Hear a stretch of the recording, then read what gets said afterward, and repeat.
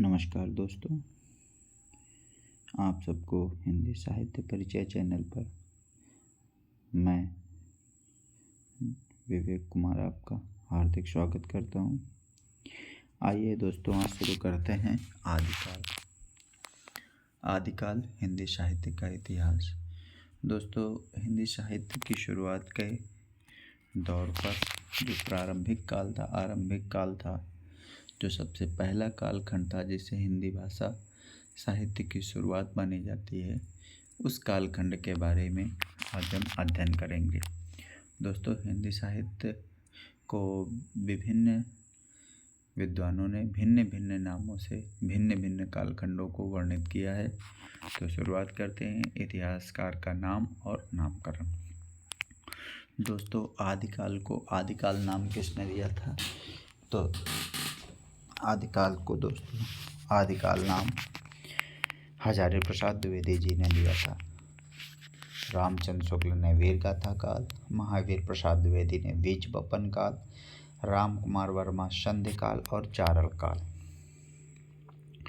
दोस्तों, राहुल सांकृत्यायन ने सिद्ध सामंत काल, मिश्र बंधु ने आरंभिक काल और गणपति चंद्र गुप्त ने प्रारंभिक काल या शून्य काल। दोस्तों, इसमें थोड़ा कन्फ्यूजन रहता है। ऑप्शन में आरंभिक काल मिश्र बंधु और प्रारंभिक काल गणपति चंद्र गुप्त। तो दोस्तों याद रखिएगा, शून्य काल या प्रारंभिक काल गणपति चंद्र गुप्त ने प्रारंभ किया था। लोग कहते हैं गणेश जी का नाम लेके व्यक्ति को कार्य प्रारंभ कर देना चाहिए। तो गणपति चंद्र गुप्त ने प्रारंभ काल दिया था और आरंभिक काल मिश्र बंधु ने दिया था। विश्वनाथ प्रसाद मिश्र ने वीर काल, धीरेन्द्र वर्मा अपभ्रंश काल, चंद्रधर शर्मा गुलेरी जी ने भी अपभ्रंश काल कहा। जॉर्ज ग्रियर्सन ने कहा था चारण काल। पृथ्वीनाथ कमल कुल श्रेष्ठ ने अंधकार काल, रामशंकर शुक्ल ने जय काव्य काल, राम खिलवन पांडे ने संक्रमण काल, हरिश्चंद्र वर्मा संक्रमण काल, मोहन अवस्थी आधार काल, शंभुनाथ सिंह प्राचीन काल, वासुदेव सिंह उद्भव काल, राम प्रसाद मिश्र संक्रांति काल, शैलेश जैदी आविर्भाव काल, हरीश उत्तर अपभ्रंश काल, बच्चन सिंह अपभ्रंश काल या जातीय साहित्य का उदय, श्याम सुंदर दास वीरगाथा काल या अपभ्रंश काल। दोस्तों, ये आपके प्रमुख थे। आप फिर से एक बार पुनः प्रमुख कवियों का रिवीजन कर लेते हैं, जिसमें सर्वप्रथम आएंगे हजारी प्रसाद द्विवेदी जी आदिकाल, रामचंद्र शुक्ल वीरगाथा काल, महावीर प्रसाद द्विवेदी बीज बपन काल, राम कुमार वर्मा संधि काल व चारण काल, राहुल सांकृत्यायन सिद्ध सामंत काल, मिश्र बंधु आरंभिक और गणपति चंद्र प्रारंभिक। अगला दोस्तों, विश्वनाथ प्रसाद वीर काल, जॉर्ज ग्रियर्सन चारण काल, रमाशंकर शुक्ल रसाल रामशंकर लिखा है, इसमें रमाशंकर होगा। रमाशंकर शुक्ल रसाल जी द्वारा कहा गया था जय काव्य काल। कौन सा काल? जय काव्य काल। राम खिलवन पांडे संक्रमण काल। इसके बाद मोहन अवस्थी, ये भी पूछा गया है, आधार काल। और वासुदेव सिंह का नहीं पूछा जाता है, उद्भव काल। और बच्चन सिंह अपभ्रंश काल और श्याम सुंदर दास वीर काल या अपभ्रंश काल। दोस्तों, ये बहुत क्वेश्चन पूछा गया। बच्चन सिंह ने लिखा था हिंदी साहित्य का दूसरा इतिहास, तो उसमें अपभ्रंश काल और जातीय साहित्य का उदय नाम से इस कालखंड को परिचय दिया है, इस कालखंड का परिचय दिया। अब अगला टॉपिक आता है दोस्तों, हिंदी साहित्य के सर्वप्रथम कवि। विभिन्न इतिहासकारों के अनुसार हिंदी साहित्य के पहले कवि कौन से थे? दोस्तों, सर्वप्रथम आता है राहुल सांकृत्यायन। राहुल सांकृत्यायन ने सरहपा जी को 769 ईस्वी में लिखी। इनकी कृतियों के आधार पर सरहपा जी को इन्होंने हिंदी साहित्य का प्रथम कवि माना गया। शिव सिंह सेंगर ने पुष्प या पुंड को माना गया 10वीं शताब्दी। गणपति चंद्रगुप्त शालिभद्र सूरी।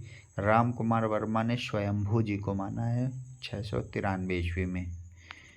हजारी प्रसाद द्विवेदी ने अब्दुल रहमान जी को माना है 13वीं शताब्दी। दोस्तों ये याद रखिए, ये प्रश्न पूछा गया था। हजारी प्रसाद द्विवेदी जी ने किसको आदिकाल का प्रथम कवि माना है? अब्दुल रहमान जी। बच्चन सिंह ने 15वीं शताब्दी माना विद्यापति को। चंद्रगढ़ शर्मा गुलेरी ने राजा मुंज को पहली हिंदी साहित्य का पहला कवि माना है और इनकी ईस्वी है 993। रामचंद्र शुक्ल जी ने राजा भोज या राजा मुंज को 993। दोस्तों याद रखिएगा, दोनों लोगों ने, और ये पेपर में प्रश्न पूछा जा चुका है, लेकिन सर्वमान्य रूप से राहुल शंकरतायन जी का ही माना जाता है, सरहपा या सरहपाद। दोस्तों दोनों नाम हैं। तो दोस्तों याद रखने वाले बिंदु फिर से एक बार रिवीजन कर लेते हैं। सरहपा राहुल शंकरतायन, शिव सिंह सेंगर पुष्य या पुंड, राम कुंवर वर्मा स्वयंभू, हजारी प्रसाद द्विवेदी, अब्दुल रहमान। दोस्तों याद रखिएगा, हजारी प्रसाद द्विवेदी और शुक्ल जी का। बच्चन सिंह विद्यापति, चंद्रधर शर्मा गुलेरी राजा मुंज, रामचंद्र शुक्ल राजा मुंज व राजा भोज।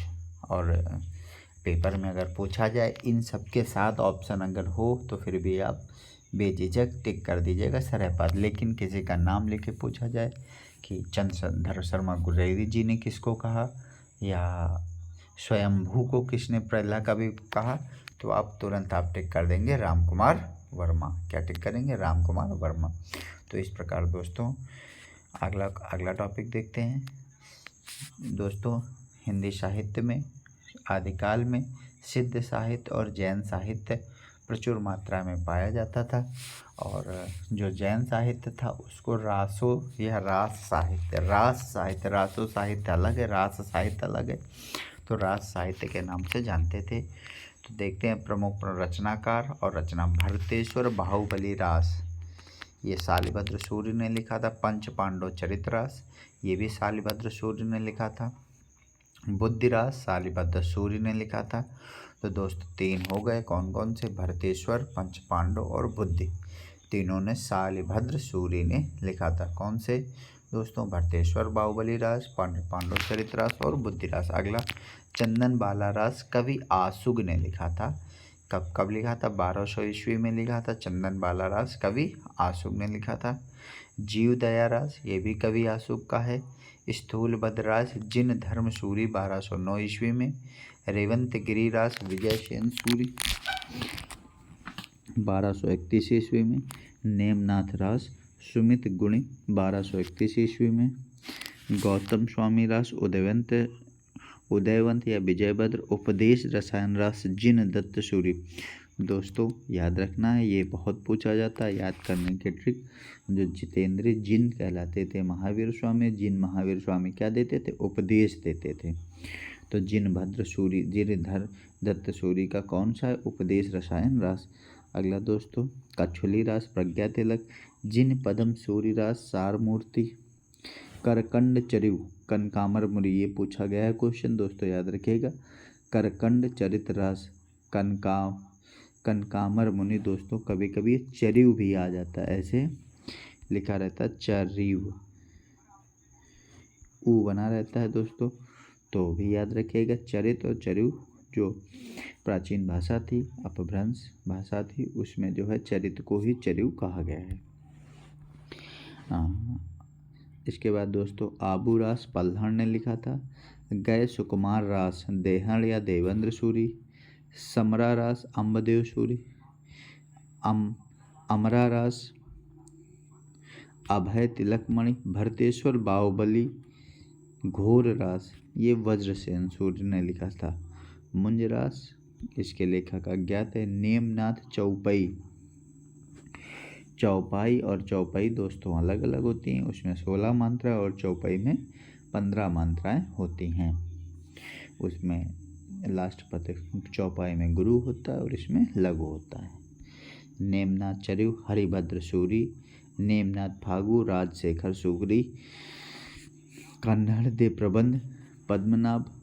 हरिचंद्र पुराण जाखू मरियार पास चरिव। पदम कीर्ति सुसंदर चरिव। नयनंदी प्रबंध चिंतामणि, जैनाचार्य मेरुतुंग, कुमारपाल प्रतिबोध, सोमप्रभ सूरी, श्रावकाचार्य देवसेन, दब्ब सहाय पायस देवसेन, लघुनय चक्र देवसेन, धर्मसार दर्शनसार देवसेन। ये दोस्तों ये रास साहित्य यानी जैन साहित्य के प्रमुख ग्रंथ थे। इनको 1 या 2 बार रिवीजन कर लेंगे, इससे हमारे पेपर में एक क्वेश्चन पूछने की अधिकतम संभावना रहती है। अगला दोस्तों रासो साहित्य के बारे में देखते हैं। रासो साहित्य यानी राजाओं की वीर गाथाओं के प्रति जो साहित्य लिखे गए, इनके बारे में देखते हैं दोस्तों। चंदबरदाई, पृथ्वीराज रासो, नरपति नाल बीसल देव रासो, दोस्तों नरपति नाल बीसल देव रासो, परमाल रासो जगनित, इसको आहला खंड के नाम से भी जाना जाता है। हमीर रासो सारंगधर, खुमान विजय जलपत विजय, विजयपाल रासो नल्ल सिंह, बुद्धि रासो जल्हण, मुंज रासो के अज्ञात हैं। रासो नाम की अन्य रचनाएं भी लिखी गई हैं, वो अब दोस्तों देख लीजिए।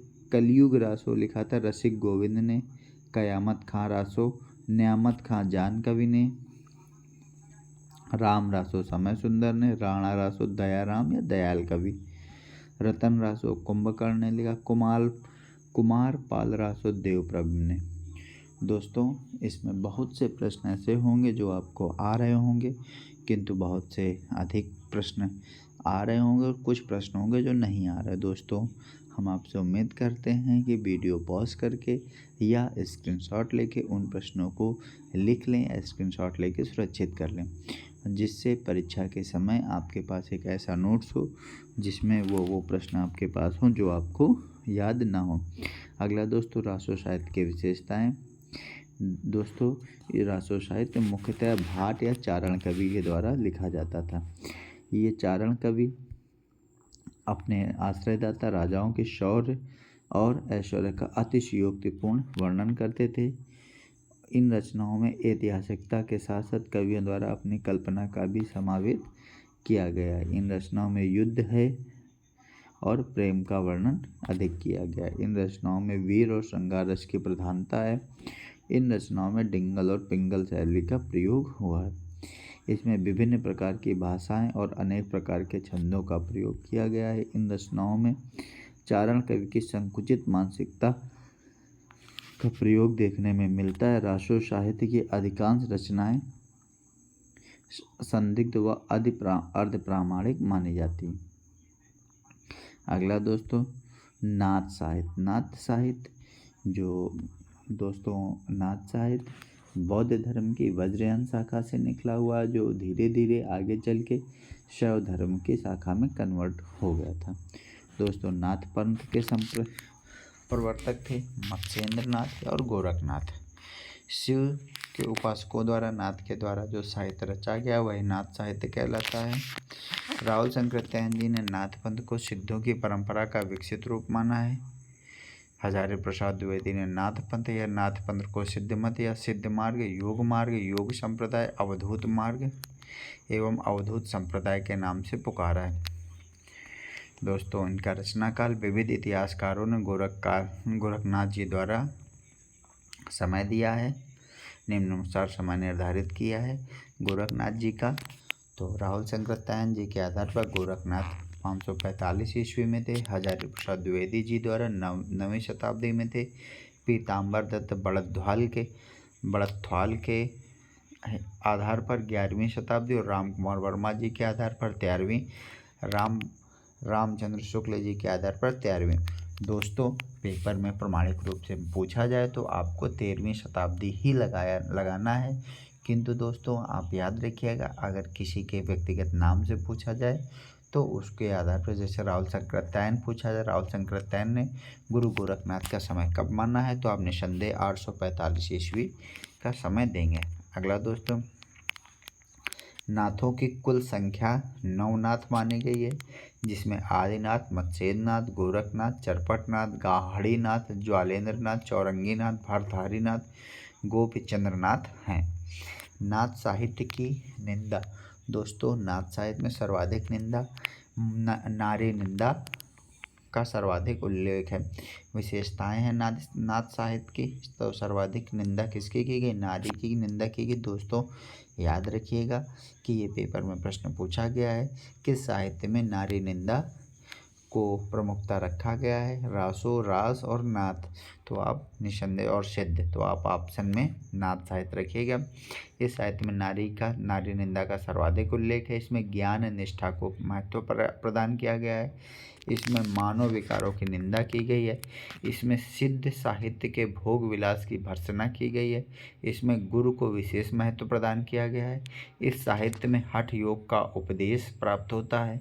इसका रूखापन, गृहस्थ के प्रति अनादर का भाव इस साहित्य की सबसे बड़ी कमजोरी मानी जाती है। दोस्तों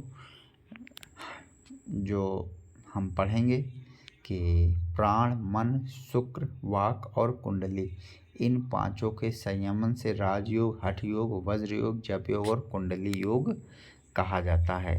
हठ योग गोरखनाथ के सिद्ध सिद्धांत पद्धति के अनुसार हठ में प्रयुक्त शब्द हा का अर्थ सूर्य और ठा का अंश चंद्रमा होता है। इन दोनों का योग ही हठ योग कहलाता है। दोस्तों गोरखनाथ की रचनाएं ये पेपर में पूछा जाता है। गोरखनाथ की कुल ग्रंथों की संख्या 40 मानी जाती है, परंतु डॉक्टर पीताम्बर दत्त ने इनके कुल 14 ग्रंथों ही प्रमाणिक माने हैं। तो पहला शब्दी सबसे ज़्यादा प्रमाणिक है। दूसरा पद है पद, प्राण संकली, शिष्यादर्शन, नैरवे बोध, अभिभय मात्रा जोग, आत्मबोध, 15 तिथि, सप्तवार, मछेंद्र गोरख बोध, रोमवली, ज्ञान तिलक, ज्ञान चौतीसा, पंचमात्रा, ये इनके प्रमुख ग्रंथ हैं। दोस्तों याद रखिएगा हिंदी साहित्य में डिलीट की उपाधि प्राप्त करने वाले सर्वप्रथम विद्वान डॉक्टर पीताम्बर दत्त बड़द्वाल ने 1942 ईस्वी में गोरख बानी के नाम से उनकी रचनाओं का संकलन किया। इसका प्रकाशन हिंदी साहित्य सम्मेलन प्रयागराज द्वारा किया गया। दोस्तों तो हिंदी साहित्य में प्रथम विद्वान थे कौन? डॉक्टर पीताम्बर दत्त बड़द्वाल। इन्होंने हिंदी साहित्य में डिलीट की उपाधि प्राप्त की। रामचंद्र शुक्ल के अनुसार यह रचनाएं गोरखनाथ जी द्वारा नहीं अपितु उनके अनुयायियों द्वारा रची गई थी। दोस्तों गोरखनाथ ने 60 चक्रों वाला योग मार्ग हिंदी साहित्य में चलाया था। दोस्तों हजारी प्रसाद द्विवेदी ने काशी प्रचारणी सभा के माध्यम से नाथ सिद्ध की बानियाँ नामक पुस्तक का संपादन किया था। अगला दोस्तों प्रश्न है सिद्ध या बौद्ध साहित्य के प्रमुख कवि और उनकी रचनाएं। दोस्तों ये हम आगे के वीडियो में देखेंगे। आज के वीडियो के लिए धन्यवाद। दोस्तों आदिकाल का वीडियो 2 भागों में आएगा, आप इनको देख सकते हैं हिंदी साहित्य परिचय चैनल में। बहुत बहुत धन्यवाद।